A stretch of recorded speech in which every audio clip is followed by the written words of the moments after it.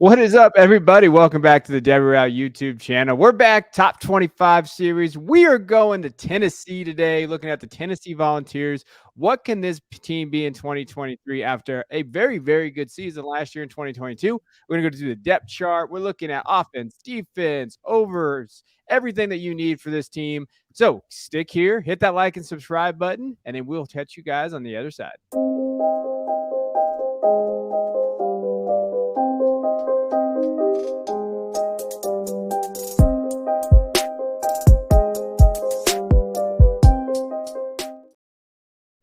All right, let's talk Tennessee and let's get into it. So last year they went 11-2. So they absolutely fantastic year. They beat Alabama at 52-49 in a classic. Like it was one of those games that we like to see on that. And the goalposts found the river. The goalposts were out there. They did great. Then, they lost that Georgia game and then they lost to a terrible loss to South Carolina. If we're going to keep that 100, it was a bad loss. They should not have lost there. But South Carolina did play towards the end. They did play better. Overall, points per game, they're 46. Josh Heupel has them humming out there, first in the country. Points against, they were okay in terms of what they were giving up there, but yardage wise, they were not very good. We'll get into that on the defensive side, but finished 11-2, won the Orange Bowl against Clemson, so you like that. And there's a lot of expectations for this team coming in. I think expectations last year weren't as high. Now they're high. So what are we getting into? And I think it really comes down to this offensive line. Yes. So this offensive line there's quite a few new faces, 3 returners here. Cooper Mays is kind of that anchor in the middle. He was fine last year. I wouldn't call him good. I think the highlight is the transfer Andrej Karic, because so he was a tackle at Texas, and so he's transitioning to the inside, and I think that's a good move for him. I think some of his early snaps that he got at Texas back in 2020, those were pretty good. He didn't get on the field a whole lot for Texas, and so now he's transitioning to the inside. I think that's going to be a big boost, but the guys that are returning, I think they feel pretty good about it, and I always talk about this on these, but continuity from year to year is really important, and returning 3 guys and incorporating some high pedigree guys is a good plan. So I think they're going to play pretty well this year. Yeah, and then on top of that, looking at what they're bringing this year, Joe Milton, right? He's a story. And as a Michigan guy, it makes me laugh because Joe Milton has kind of run out of town, and now, I don't know, he can throw the ball 95 yards or something crazy like that. We're hearing the rumors out there, and he's got an arm. You cannot question that. So you got Joe Milton there. Then you have, Jabari Small running backs. You have, wide receiver room's pretty good. Brew McCoy. I like Chaz Nimrod as well. Ramel Keaton, Dante Thornton, transfer from Oregon. And then Squirrel Wright. Those guys really stepped up. This offense is fun, but it really comes down to Milton, right? I mean, they have Nico there, 5-star kid. We'll get into recruits. But it comes down to Milton. If Milton can really elevate his play and people are giving him a little draft buzz, I think he could be that kid. Yes. Yeah. So here's the thing, though, with Josh Heupel's offense, it's you have to be on time, but also he schemes everything up in a way that all these wide receivers should be wide open a lot of the time. The concerning part about Joe Milton is that he's not always on time and he's not always accurate from what we've seen so far, right? That would just be an objective viewpoint of how he has played up until right now. I will say, the talent is exciting. The tools are exciting. And I think this team is, Squirrel White is probably going to fill some type of Jalen Hyatt role where he is a deep threat type of guy. I think Dante Thornton is really good in that role as well. So I think if those 2 guys can kind of fill in for Hyatt, the bummer is that Milton doesn't have Hyatt, because if Hyatt returns for 1 more year and Milton's able to throw 90-yard bombs to him, we're talking about a whole different level of offense. But I do like this group. I like Jabari Small. I like Jalen Wright. I think that running back tandem is really good. But it does come down to Joe Milton. Nico's right there. I don't think there's going to be a long leash for Joe Milton this year. Yeah, and you got to give him credit last year. In the time he came in when Hooker went down with an injury, 971 yards, 10 touchdowns, and he looked great against Clemson in that Orange Bowl. And whatever the case you want to say, I mean, they did look really good there.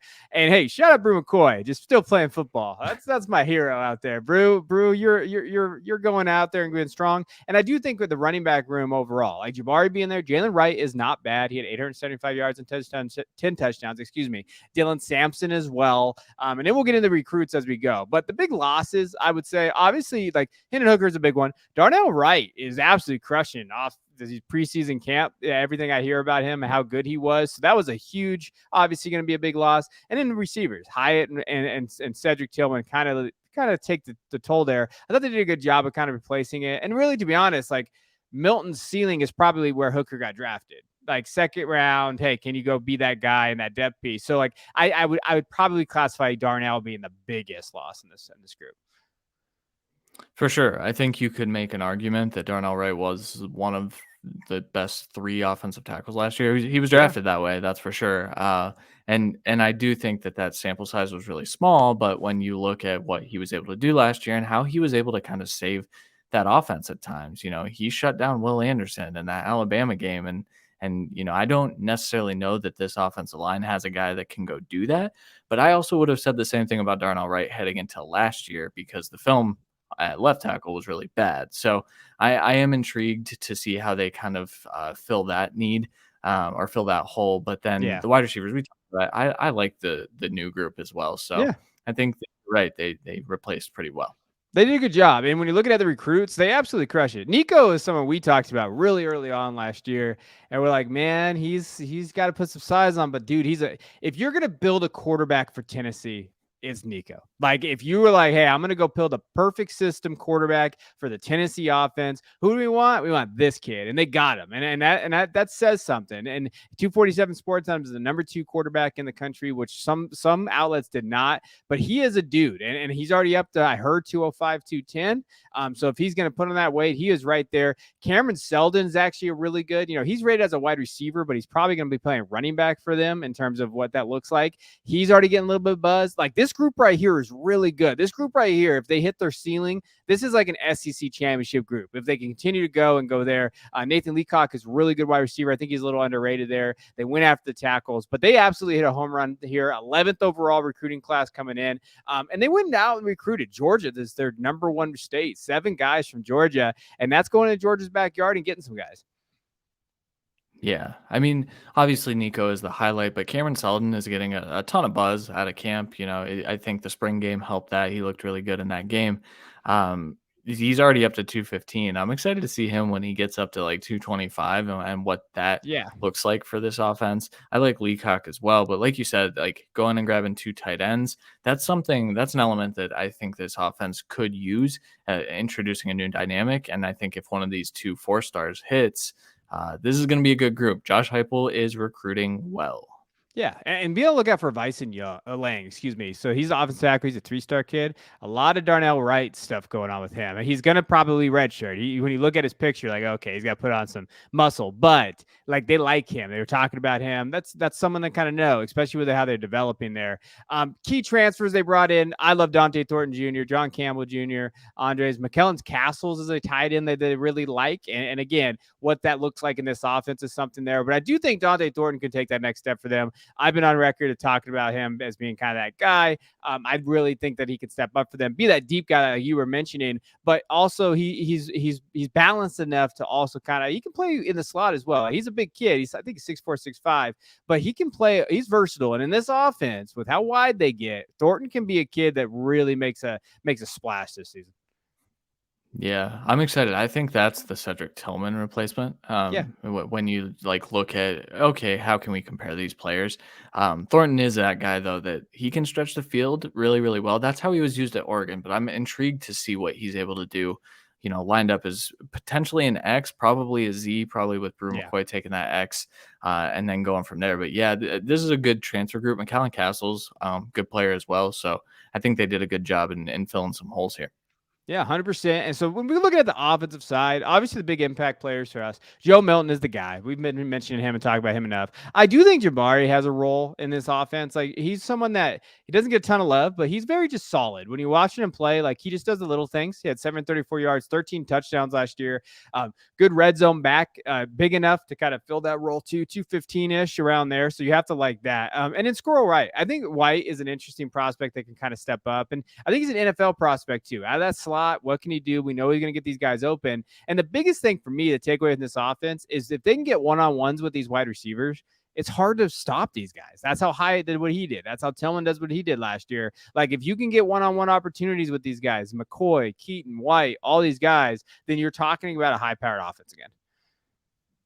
Yeah, and Josh Heupel knows how to exploit that. Yeah. This offense is truly one of the most exciting, if not the best, to evaluate actual NFL draft prospects. I think that's my one knock on this offense is that he makes my life hard when I'm watching these players, especially the quarterback. But for college, like I expect this team to put up a ton of points again this year, and I think as long as Josh Heupel's there, that will be the case. Yeah, 100%. Now, let's talk about the defense because this is where, when we talk about Tennessee, I think this is always going to be the question because, hey, they got to get better on the defensive side. They did make some big improvements last year. On third down, they were really good. But that pass defense was bad. Number 127th in the country last year. They averaged just under 290 yards per game as a pass defense, and that's tough. They had some guys step up. We would talk about Aaron Beasley and some other guys, but that you can't win in the SEC with a pass defense like that. They almost did. Like that's the crazy thing. They were right there. They could have, but that's how you lose to Spencer Rattler, and that's how you lose in those games that you shouldn't. So they got to shore up that that secondary. They do, and I think one thing that would help that would be a good pass rush, and one of the big losses is Byron Young. Yeah. Their leading returner in sacks is Roman Harrison, and he only had 4 last year. And to be quite frank, they don't have a ton of guys that even generated pressure last year. And so when you have kind of that weak defensive front, it's tough for that secondary to really get a feel for everything. What I'm hoping is that I talk about continuity. This group is returning a ton. 91%, almost all of their starters are back. And so I think if you're looking at progression and some of these guys taking a step forward, then I think you're looking at, okay, then probably the secondary is going to feel that impact because the pass rush is landing. There's some more pressure. I think that's going to be good for them. But it's all talk right now. They've got to kind of go out there and show that they've taken those leaps because a lot of it was pretty rough last year. Yeah, and to your point, when we're talking about like who are the biggest losses, not like anyone that you're like, oh man, they missed out on this guy, he's gone, right? Like when we talk about it, they had no defensive players drafted in the 7 rounds. They're all undrafted guys. So when you're looking at Jeremy Banks, and Jeremy Banks just got cut by the Tampa Bay Buccaneers as an undrafted free agent. Amari McNeil, and then Dejon Terry was a transfer, so he transferred out. So I try to include those guys. That would be kind of a big loss because we're talking about that defensive line being one of those areas there. But again, notable losses for us. It's like, well, these guys left. They did make the NFL. We saw that, but that's just one of those ones. Yeah, I don't think that they did lose Byron Young as well, like I said. And so I think that's your one. He had, I think, 9 sacks last year. Some good film. He was also a transfer in, I think, last year. And so, so he played 1 year there. And so you didn't really see that development there. I'm hoping that some of these guys that are there will just kind of fill these holes and there won't be too much that's notable from this group. Yeah. When you look at it recruiting wise, they did a very good job on that offensive side. I thought they did a really, really good job there. Defensively, you could tell where they kind of targeted. You see, David Hobbs is a guy that they really wanted, number 4 ranked defensive lineman on there, 6'4", 277. I do think Hobbs is good enough to go. Like, I think that he can kind of step in and be that guy for them. Bradley is another one. Like when you see what he can be, they liked him, 6'4", 209, probably definitely got to put on some weight at that edge position there, depending on where he's at. But pretty high ranking guys. I thought Aaron Carter, linebacker, like they went out, they shirted up. They got a lot of guys. They got a lot of recruits out here when we're talking about this class, 25 enrollees. And then they did address, I really think they did address that defensive side on the transfer portal, and we'll get into that. But overall recruiting, they did fine. Yeah, this is a good class. I think this is, we've talked about a lot of teams now. This isn't the biggest class, but it is still strength in numbers, right? They're taking swings at a few different key positions, but they kind of diversified too. Only 3 linebackers in this group. I think, that's an area I think they could build up, but you can tell they're building through the defensive line, which is exactly kind of speaks to what I was just saying. They need more production from that defensive line. So they went out and they're going to try to build that. And I think that that's a good way to go about it. at least it shows like we've done enough of these where, hey, does this coaching staff look like they have a plan? And do they understand kind of deficiencies on their roster? And I think they do. Like, that's a difference. Like, Yeah. usually you'll see certain teams just go get 5 stars or 4 star kids and like, hey, we're going to plug and play. I don't think Tennessee's there yet on the recruiting trail. I think they're really good. I just don't see that where they can actually just go get any guy they want. So they have to do this. They have to try to fill those gaps and fill those needs. Transfers coming in that I really like on this one. Gabe Judy is one that I thought, hey, that was a pretty good get from BYU. He came in as a 4 star corner. He's going to have to step up and kind of be out there. Omar Norman Lott as well. Arizona State was a dumpster fire. He came in as a 4 star kid. He's coming in as a 3 star transfer, but he can step up. And then Keenan Pillai, I think he can be that kid too from BYU. They went and got BYU guys, which I'm interested to see how that translates over. But linebacker, 4 star kid too. So like not a ton of on the transfer portal, but kind of key pieces. 3 guys that are probably going to get see some playing time. Yeah, Keenan slotted in to be a starter already. I think that's kind of a key get there. And I think, targeting those BYU guys, I think what they've seen is that some of these guys are making the NFL, right? So they're like, Yeah. okay, let's take that shot on these guys. BYU has quietly had a lot of good players rolling through there recently. So pulling transfers from there is a fine plan. I think they filled their needs pretty well here, and that's the purpose of the portal, and I think that they did a good job in understanding that. Yeah, and impact players, like you mentioned a couple of them. Aaron Beasley is really good. I mean, he sought after. He had a really good Orange Bowl. Both were really good there in that game. He had 76 tackles last year. Slaughter also came on strong at the end of the year last year. They have high hopes for Gabe. Keenan Pillai, like you talked about, he has 190 career tackles out there, and it should be. Tamarian McDonald, 55 tackles, 2 interceptions. They talked about him, so the coaching staff really likes him, and they talked about him being like that leader of that defense and kind of being that nickelback guy that can really step up for them. So, overall, impact wise, it's a little different than what we talked about. Like, I don't see a guy, like I don't see that dude, but collectively, this defense has got to come together. Like, I don't see that maybe that guy that's going to really step up for them in terms of being like that all SEC type. Maybe that's the ceiling for a couple of these guys, but collectively, they just got to get a little bit better with that offense. They don't have to get too much better. That's the key piece, right? Is if they get just marginally better, I think that this is a fine enough group to pull out some of those wins that, maybe they dropped at the very end of the game last year, right? I think that that's a very real possibility this year. This group, to me, I mean, I think you're right. There are a lot of guys that are just like good players, not going to be great players, but the collective, if you have a ton of good players, I think you're in good shape. I think they're in better shape than they were last year. But once again, I need to see it on the field because I think if some of these guys don't take that step forward, I think this could be another disappointing year for the defense, and then the offense will be sitting there like, okay, we have to score 50 every week, and that's not really a feasible way to win in the SEC. And that's a lot of pressure for Milton. Like, I think that, Yeah. I think Hennig could have done it. Now Milton, I don't know. The experience isn't really there. He played a little bit, not as much as Hooker did. And when you look at the schedule, I mean, 9.5 wins is their total. You go through Virginia and Austin Peay should be easy 2 wins. Florida is one of those games like I feel like they should win, but it's a rivalry game. Like when we're talking about Florida, Tennessee, I mean, anything can happen there. But like UTSA and South Carolina, I mean, it's not inconceivable they're 5-0 to start the year. And then they go to Texas A&M, Alabama, Kentucky, really tough. UConn, Missouri, Georgia, Vanderbilt. Obviously the big 2, Georgia and Alabama. There, they beat Alabama last year. Alabama's gonna be looking for blood out there. But at 9.5, it's an interesting line. I think I'm a little bit on the under, so Tennessee fans can yell at me after this. It's close though. Like it comes down to me. Like, I don't know how much I trust Milton to win 10 games. And I think, and that might come back to bite me. Maybe it's a little Michigan bias in there. But I would go soft under there, 9, 8, somewhere in there. 8's the number that comes up. It's tough because I think this team has every bit of potential that last year's team did, but they don't have the proven players, right? Like Milton is still a very big question mark. I think the receiver room is still a big question mark, even if we like some of those guys.